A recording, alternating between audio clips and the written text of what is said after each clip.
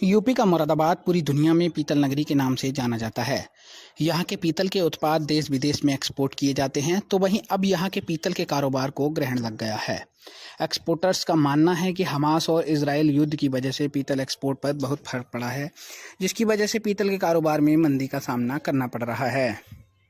मुरादाबाद ने पूरी दुनिया में एक्सपोर्ट करके अपनी पहचान पीतल नगरी के नाम से बनाई है। मुरादाबाद जनपद की कई एक्सपोर्ट कंपनी ऐसी हैं जो इसराइल को पीतल एक्सपोर्ट करती हैं। मुरादाबाद जनपद के जाने माने एक्सपोर्टर सतपाल का कहना है कि मुरादाबाद से 5 करोड़ से लेकर 7 करोड़ रुपए का कारोबार इजराइल में एक्सपोर्ट किया जाता था, लेकिन इजराइल में जंग होने की वजह से पूरी तरीके से इजराइल से कोई भी ऑर्डर नहीं मिला है।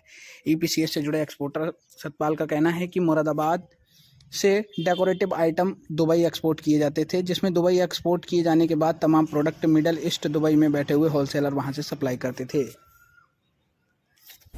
इस युद्ध का असर आने वाले वक्त में बहुत सीरियस दिख रहा है।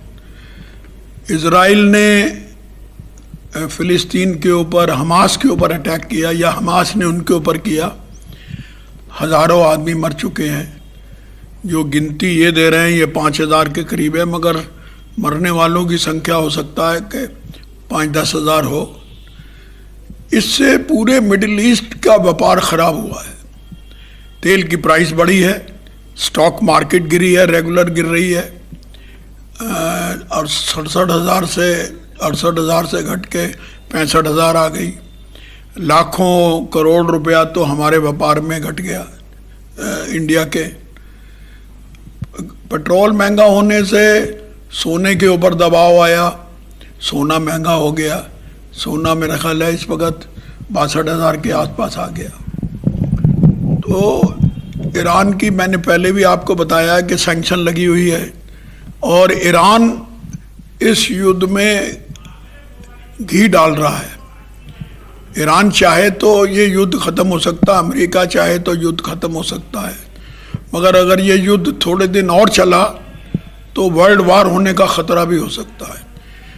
क्योंकि टर्की ने भी कह दिया, ईरान ने भी कह दिया, पाकिस्तान को भी उकसा रहे हैं कि सारे मुस्लिम कंट्री एक साथ होके चारों तरफ से इजराइल के ऊपर अटैक कर दें। जब वो सारे लोग आएंगे तो अमेरिका के 4 बड़े फाइटर वेसल वहाँ खड़े हैं समुंदर में, जिनके ऊपर करीब 200 जहाज़ हैं। तो खतरा तो चारों तरफ है जी। असर पड़ रहा है जी। असर तो इस वक्त इतना है कि कोई दुबई से ऑर्डर नहीं आ रहे, सऊदी से नहीं आ रहे। मैं सऊदी अभी होके आया हूँ, सऊदी से ऑर्डर नहीं मिल रहे, और ईरान का तो काम करीब करीब बंद ही है। सूडान भी इसमें, कई सारे कंट्री जो सराउंडिंग में है, वो खाली फ़िलिस्तीन का ही झगड़ा नहीं है। मगर हमारे मोदी जी ने कमाल कर दिया। कल मानवीय सहायता के लिए उन्होंने बड़े जहाज़ भर के दवाइयाँ और खाने पीने और टेंट, आगे मौसम ख़राब आ रहा है, सर्दी का आएगा और 1 महीने बाद ठंड शुरू हो जाएगी, तो गरीब आदमी मर रहा है जी। 50% डाउनफॉल कम से कम। अभी रशिया और यूक्रेन का युद्ध ही नहीं ख़त्म हुआ। 30% दुनिया में फूड सप्लाई यूक्रेन करता था और रशिया करता है फूड की सप्लाई।